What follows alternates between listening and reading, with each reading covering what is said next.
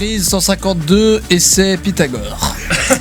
Bonjour, ici France 3. Nous avions vu la dernière fois comment animer des toiles pour qu'elles semblent animées. Des nichons. Bienvenue dans Dimanche Pluvieux, l'émission qui essaye du mieux qu'elle peut de vous faire découvrir de nouvelles pratiques artistiques et surtout d'ouvrir vos esprits. L'accident ou le hasard quand on crée est l'une des meilleures choses qui puisse arriver à vos créations. À force de trop penser, on se bride et on laisse peu de place à l'imaginaire et l'inattendu, nous privant ainsi de visuels inédits.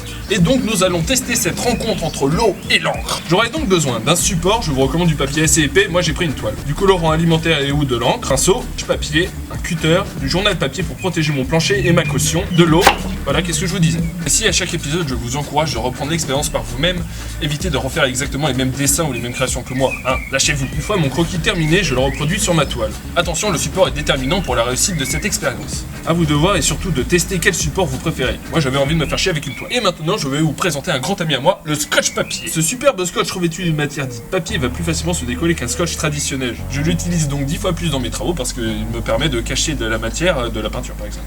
J'applique donc du scotch papier sur les traits de mon dessin. À chaque bande, je découpe à l'aide de Monsieur Cutter, bonjour Monsieur Cutter, le surplus de scotch à l'intérieur de la zone de peinture, ne laissant qu'une seule grande zone, l'intérieur du dessin. Et surtout n'oubliez pas de bien fixer le scotch et passer un coup d'ongle dessus si besoin. Sinon le liquide va traverser le scotch et l'expérience sera ratée. Étape suivante. J'ai essayé sur du papier si le vernis en bon permettait une meilleure accroche entre l'encre et l'eau.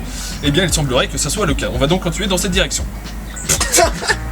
Le chat est plus brouillon alors que le carré est beaucoup plus propre.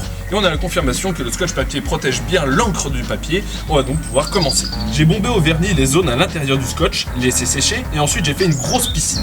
Alors bomber ma toile au vernis était une très mauvaise idée puisque l'eau et l'encre n'adhèrent absolument plus du tout. J'ai donc dû repasser une couche de peinture acrylique pour revenir à la normale. A vous de voir si vous voulez vous faire chier comme moi, si vous prenez une toile ou du papier, ou si vous bombez ou pas. Testez. Et approuvé.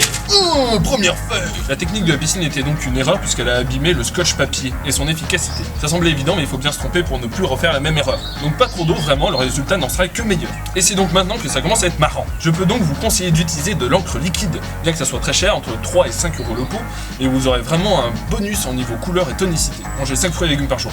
Mais si vous êtes pauvre comme moi, vous utiliserez du colorant alimentaire. C'est un outil assez cool pour commencer à expérimenter et surtout ça ne coûte qu'1,50€ les 3 tubes. Donc c'est assez bien pour expérimenter mais je préfère quand même le rendu de l'encre. Mais je suis pauvre donc je prends du colorant alimentaire.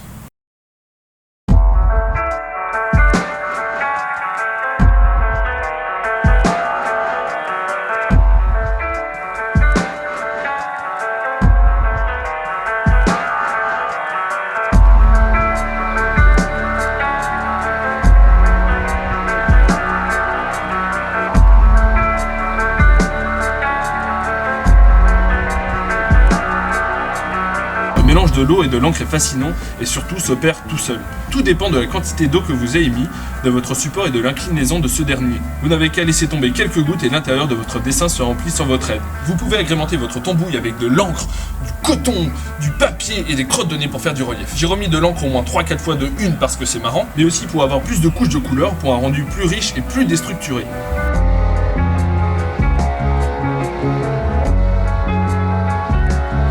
Ensuite, laissez le tout sécher et retirez le scotch papier. Si votre quantité d'eau est bonne et que votre scotch est bien tenu, tout devrait bien marcher. Mais moi, tout a foiré et embotté puisque j'ai essayé de vernir mon encre sur la toile et ce fut une catastrophe. Une couche s'est formée dessus et c'était nul à chier. Je voulais laisser le fond blanc mais il sera noir pour cacher mes bêtises. J'ai peint le plus gros en noir pour finir avec un pinceau plus fin pour les contours, mais vous pouvez laisser cet effet un peu destroy, c'est sympa aussi. Mais pour centrer le regard sur votre fabuleux mélange, je vous conseille le noir qui est beaucoup plus directif. Suivant notre choix, on peut donc commencer à dessiner. En réutilisant la même astuce qu'au début, j'ai caché les doigts du monstre pour peindre tranquillement le cornet de glace qu'il tient dans sa main. C'est pas forcément évident à faire, il faut bien penser que le scotch deviendra la forme finale de la main, donc c'est très important. Une opération délicate qui nécessite du temps. J'ai peint l'ombre de la main sur le cornet pour contraster à fond avec le vide de la main et rendre la présence du monstre sur le cornet plus palpable.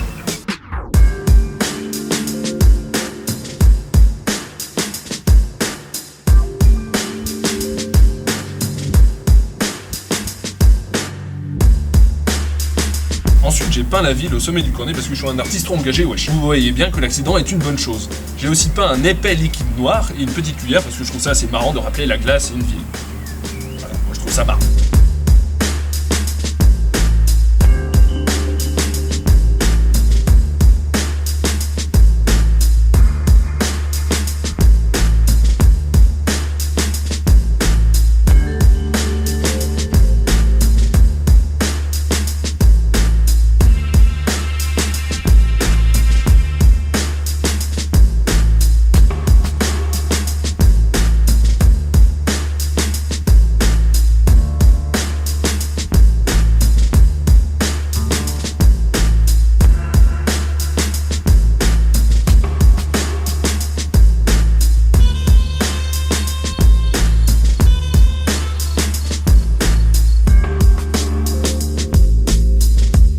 toile est terminée pour cette vidéo, peut-être que j'y rajouterai quelques détails de mon côté. L'accident n'est pas forcément une erreur dans le sens classique de son terme, c'est juste une nouvelle tangente que prend votre vie ou votre toile. Il faut savoir jouer avec pour créer des situations inattendues et donc vous faire progresser. Ici prend fin le deuxième épisode de Dimanche Pluvieux, j'espère qu'il vous aura aidé pour vos créations. Et si certains d'entre vous veulent m'envoyer leur création suite à cette vidéo, vous pouvez m'envoyer ça sur Twitter, Facebook et Instagram. Et si la vidéo vous a plu, vous pouvez vous abonner à la chaîne pour ne pas manquer les prochains épisodes de Dimanche Pluvieux et de 6 et surtout n'oubliez pas de partager cette vidéo, c'est ce qui fera grandir l'émission et la chaîne. À la prochaine.